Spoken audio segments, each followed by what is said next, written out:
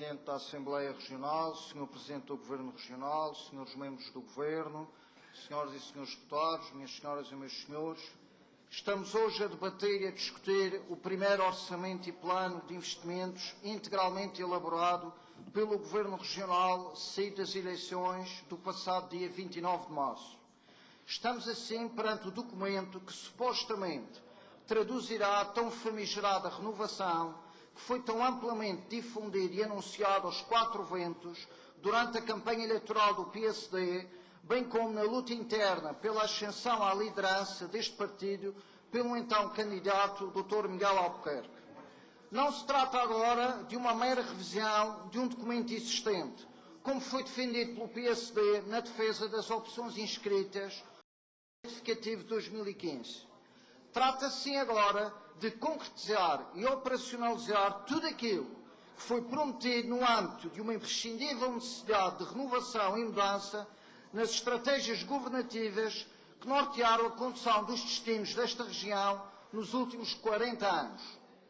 Temos assim que o ano civil de 2016 coincide com o término da aplicação de um plano de ajustamento económico e financeiro que vigorou nos últimos 4 anos, que contribuiu decisivamente para uma duplicação da austeridade imposta aos portugueses, nomeadamente ao praticamente eliminar o diferencial fiscal de 30%, ao retirar a atribuição do subsídio de insularidade aos funcionários públicos da região autónoma da Madeira e ao impor um agravamento de 15% no imposto sobre produtos petrolíferos. A aplicação deste PAEV, em combinação com as medidas de austeridade aplicadas a nível nacional, tiveram como consequência um aumento brutal no número de desempregados da região autónoma da Madeira, atingindo presentemente mais de 22 mil pessoas, um acréscimo exponencial na imigração forçada, regressando-se assim a tempos anteriores à consagração da nossa autonomia política e administrativa, tempos esses que julgávamos não serem mais uma realidade no presente.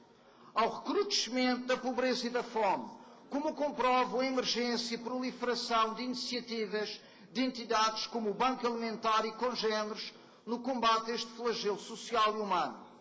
Importa ainda salientar que este PAEF surgiu como consequência de opções governativas megalómanas de mais de 30 anos que desequilibraram profundamente a estrutura financeira da região autónoma da Madeira. Posto isto, era perfeita e naturalmente expectável que este orçamento viesse responder à situação de emergência e caos social que nos foi legada pelo PSD jardinista. Expectativa é essa que agora sai completamente defraudada com o teor do documento que hoje discutimos e debatemos. Se não vejamos, a quase totalidade das medidas criadas e implementadas a nível regional pelo PAEF são mantidas. Aproveito esta oportunidade para responder à questão que o Sr. Deputado Jaime Filipe Ramos de manhã colocou, quando perguntava onde iríamos buscar os 150 milhões que resultariam da aplicação do diferencial fiscal de 30%. A resposta é muito simples, Sr. Deputado. Vá aos orçamentos da região anteriores a 2011 e lá encontrará onde é que se ia buscar esse dinheiro quando se aplicava o diferencial fiscal.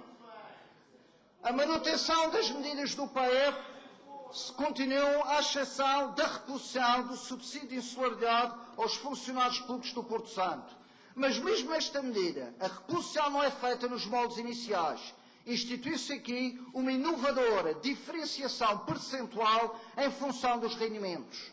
Denota-se aqui, mais uma vez, a postura deste Governo, que gosta muito de anunciar em campanha medidas que correspondem a legítimos anseios das populações, mas que depois, quando as concretiza e regulamenta, não tem pruridos a introduzir exceções e determinadas nuances que na prática defraudam e deitam por terra muitas das ilusões e expectativas criadas das pessoas. O importante é que estas revertessem em votos para o PSD. Conquistado o pecúlio eleitoral pretendido, aplica-se as medidas com inovações não prometidas, que se o fossem, muito provavelmente não teriam tido a aceitação do eleitorado. Neste domínio, escuso de recordar a inovação não prometida, mas aplicada, de obrigar os madeirenses a terem de esperar 60 dias pelo reembolso das viagens. Medida esta corrigida só depois de muita contestação das pessoas. Temos assim que este orçamento não é mais do que um PAEF renovado, agora em versão albuquerquista. Se não vejamos, mantém-se a tendência decrescente nas verbas atribuídas às funções sociais, que agora baixam a fasquia percentual dos 50% no total do orçamento. Recordo que no orçamento de 2015 estas funções sociais correspondiam a 53% do orçamento, no total de 866 milhões de euros. No retificativo, desceram para 50%, correspondente a 850 milhões de euros.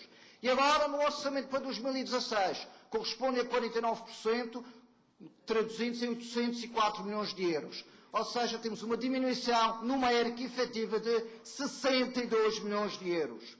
Constata-se assim que estas diminuições nas áreas de educação, saúde, inclusão social são integralmente absorvidas por uma continuada priorização de investimento na área dos transportes sustentáveis, bem como no serviço da dívida.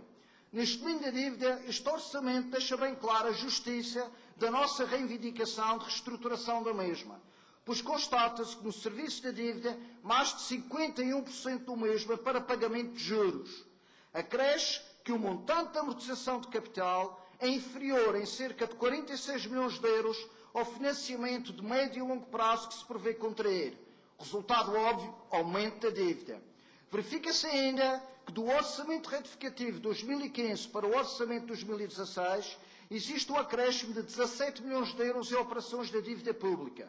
Curiosamente, a descida na educação, inclusão e assuntos sociais cifra-se nos mesmos 17 milhões de euros. Existem assim oscilações orçamentais fantásticas, que evidenciam de forma bem elucidativa o cariz antissocial deste orçamento.